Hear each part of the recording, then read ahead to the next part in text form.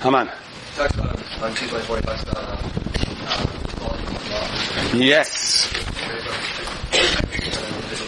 Yes, 224. Let's go to 224. Very good. Very good. Very good. You just made up for a 2 months silence. Very good. Hold on, let me just get my pages in order here. Yes, very good.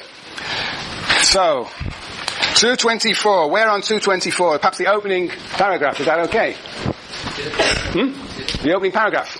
New section. The leveling of social differences. That is what democracy is going to do for us. It's going to level social differences. And what does Weber say? Bureaucratic organization has usually come into power on the basis of a leveling of economic and social differences. This leveling has been at least relative and has concerned the significance of social and economic differences for the assumption of administrative functions. The leveling is necessary for administrative functions. Bureaucracy inevitably accompanies modern mass democracy in contrast to the democratic self-government of small, homogeneous units. So what is he saying here? Why is the significance of democracy?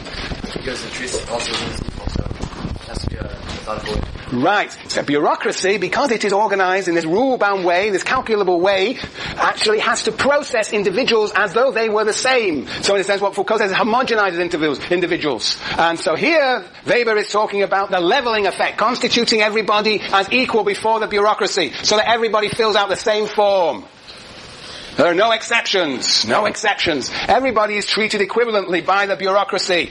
Whether it's the motor vehicle, departments of motor vehicles, or Sproul Hall, or a hospital, bureaucracies can only have to constitute you, the client, as equal. Nobody has privileges or special rights. There is this social leveling, so that's right. So democracy is what, in a sense, is one of the ways in which that leveling occurs. So what does the democratic revolution do? It destroys what? What does the democratic revolution do? It destroys... Yes, Jessica? Yes. Very good. Where have you got a page number? It's 225. 220. Last sentence of 224. Mass democracy. Very good. Last line on 224. Very good. Mass democracy makes a clean sweep of the feudal, patrimonial, at least in intent, the plutocratic privileges in administration. Unavoidably, it puts paid professional labor in place of the historically inherited avocational administration by notables. So, what he's saying there is that democracy sweeps away the hierarchical order of feudalism and constitutes individuals as free and equal citizens, therefore, in a sense, easily administered by a bureaucracy. Easily administered by a bureaucracy. Yeah, good. So that, indeed, is what Weber is trying to say here, is democracy is often a precursor of bureaucracy, because it eliminates all those privileged classes, those social hierarchies that are inimical to an effective working of bureaucracy. Yeah, very good. Good. That's right. Now we get, Jason number 1. I read into it kind of different, coming more from their kind of this idea of normal division of labor, so not necessarily just settling for making everyone equal on paper, but trying to get rid of whatever social differences there might be. That creates a huge apparatus. So, I don't know. Why couldn't just follow the last? Huge apparatus, huge bureaucracy. Creates. No, what is interesting, alright, here is bureaucracy.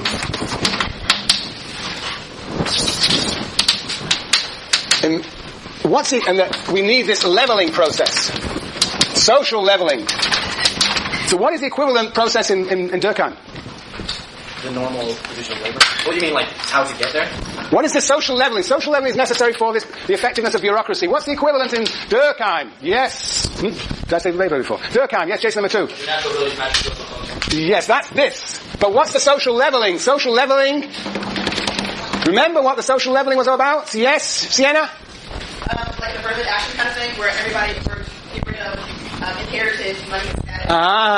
Andy? Control for external conditions. Yes, so it's exactly the same. So both of you saying the same thing. So it's basically, it's talking about having external equalities. That's, okay.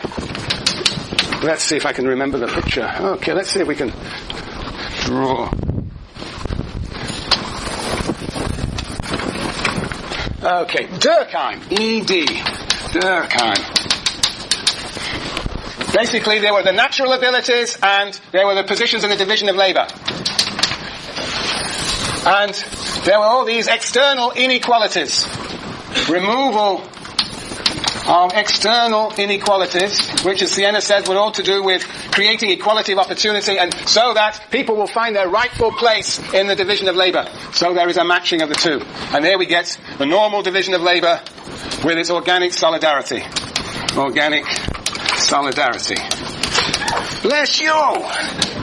That's Durkheim. Now Weber is saying that, well, you need this levelling in order to, on the basis of democracy, democratic levelling, in order to get these bureaucracies to function effectively vis-à-vis the governed.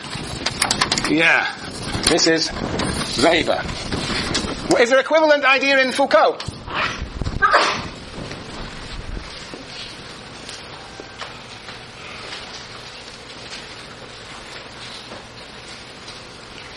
Sure? Well, in the Panopticon, everyone is homogenized. Yeah. And the ruler, the governing body isn't like a person, like a recognizable sovereign power. It's just Yeah, but there is a process of homogenization, differentiation, separation. So there are equivalents. There's social leveling in Weber. There is the removal of external inequalities in Durkheim. And then there is this process of homogenization, separation, differentiation, and exclusion in Foucault. So they're equivalent, all necessary for, Durkheim talks about the division of labour. Weber talks about bureaucracy. And Foucault talks about these disciplinary apparatuses. So yes. So there are these equivalencies. All right, very good, very good, very good, very good, very good. So there is a social leveling process which Weber is saying comes from democracy. But Weber has a definite notion of what democracy is, and this is very important. Definite notion. What does he call democracy? He calls it, on page 220, whatever it was. I've just been reading, he refers to it on page 224, the second new paragraph. In the new section, he says, bureaucracy inevitably accompanies modern, what's the word there? Mass democracy, in contrast to what? Democratic, Hannah? You haven't got your book. Democratic? Jessica? self-government. Self-government! Very good. Of small homogeneous units. So, Weber has two notions of democracy, which is very important. And they are called what and what? They're called what and what? Mass democracy and self-government. He also calls them by some other name. Anybody pick it up? Very good, Annie. Passive democracy. And what's the opposite of passive? Huh? Very good. Active democracy.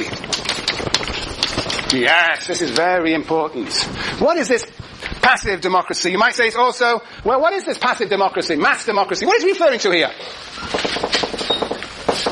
Alex. I was thinking about the Swiss model compared the European and American, where the European is actually vote for a person and he could represent you for 3, 4, 5 years.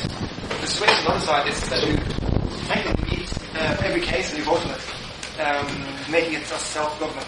Right, okay. On this side we have sort of indirect rule through elections. That's what we have in this country. Elections. We elect our legislature. And here we have direct rule, direct participation. What would be forms of direct participation that we have even in this country, following your Swiss example? Yes, Lars. Like when you vote for propositions. Referenda, right? Propositions. That's, when you vote for same-sex marriage, or when you vote for, what else were we voting for? What was he voting for? Marijuana. This is a real drug class, isn't it? Yes, right.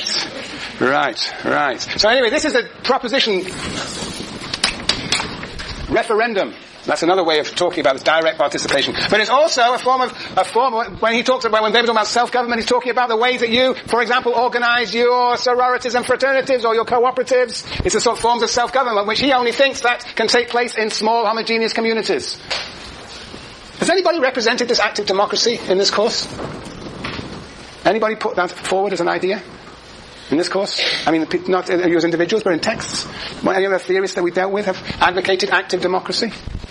Active democracy? Active democracy? Active democracy? You've got 2 hands? 3 hands? Keep them up. I see how many? 4 hands? 5 hands? Pretty good. 5, many more? That's 6 hands, Nick. Yes, 6. Any more? 7? Aaron? Very good. 7. You are? Jesse. Justin, you're the 7th. 8 hands. Come on, any more? Anybody? Any theorists? We've got 8 out of, how many here? 100 today? Come on, you can do it. Who does this? Who represents active democracy? Another one, Simeon. It's Cricky. Another person there. Yeah, very good. Slowly but surely we're getting there. Yes. Yes, Sasha, right. Yes, so the 9... Who is it, Sasha? No, I got You backed out. Come on, you can do it, Sasha. Yeah, let me help you. Since you dared to stick up your hand. Come on. Who did we deal with last semester? Do you remember? That's a good answer. Come on, quick. We started with? Smith, Marx, Lenin, Gramsci, and then Fanon. Okay. Who is it that really spoke for active democracy, self-government, direct participation? Almost related to you by blood. Lenin. Of course, it was also in Marx, you could say, but he didn't really talk a lot about in one writings about democracy, but who did? Gramsci possibly did, but Fanon definitively did. But anyway, the whole Marxist worldview is that somehow this active democracy should be possible. That this passive democracy, we can do better than this. What do Marxists think passive democracy does? Electoral democracy does. What do Marxists think it does? What is the effect of? What does Lenin say? What did Lenin say that passive democracy will do? Hands up, yes, Ian. Yeah, hide exploitation, yes, that's the sort of legislative, that's fooling the people, yes, Greg? Ideas of freedom for people. It could expand struggles and give people ideas of freedom, so on the one hand, yes, very good, that's two, yes, Andy?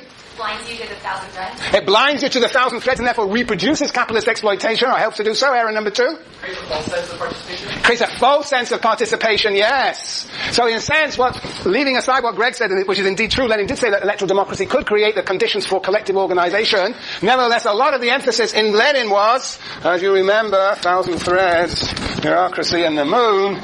There we go. That this reproduces capitalism. And therefore we need to do what? Destroy the state and move to something much more democratic, a radical democracy. What does Weber say? Well, let's read Weber. 220 to 221. Wonderful passages here. 220 to 221. That 221, the top of the page, the new paragraph. This is a fascinating paragraph to be underlined in pink. You're all there. Jessica, you're there. Why don't you read out the propertyless? The propertyless masses especially are not served by a formal equality before the law and incalculable adjudication and administration as demanded by the bourgeois interest. Now, that is the most important. It's the most incredible statement. Weber says, the propertyless masses, who are they? The working class, the proletariat, the propertyless masses especially are not served, this is not a typo, are not served by formal equality before the law, and a calculable adjudication of bureaucracy and administration as demanded by bourgeois interests. So Weber is saying that this passive democracy does not serve the interests of the working class. Continue, Jessica. Naturally, in their eyes, in the eyes of the working class, justice and administration should serve to compensate for their economic and social life opportunities in the face of the poverty classes. Right, so they themselves think, or would hope, that somehow administration would compensate for their, in effect, exploitation. But actually, this passive democracy, electoral democracy, indirect rule does not do so.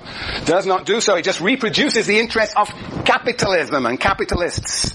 And then he goes on, justice and administration can fulfill this function, that is the interest of the working class in redistribution, only if they assume an informal character to a far-reaching extent. It must be informal because it is substantively ethical. That is to say that we'll only get social justice for the working class if we have workers pursuing given ends, specific goals, like the redistribution, union recognition, and they will do so only if they use informal means which we may call social movements. Yes, every sort of popular justice, every sort of popular social movement, which usually does not ask for reasons and norms, as well as every sort of intensive influence on the administration by so-called public opinion, crosses the rational course of justice and administration just as strongly and under certain conditions far more so as the Star Chamber proceedings of an absolute rule has been able to do so.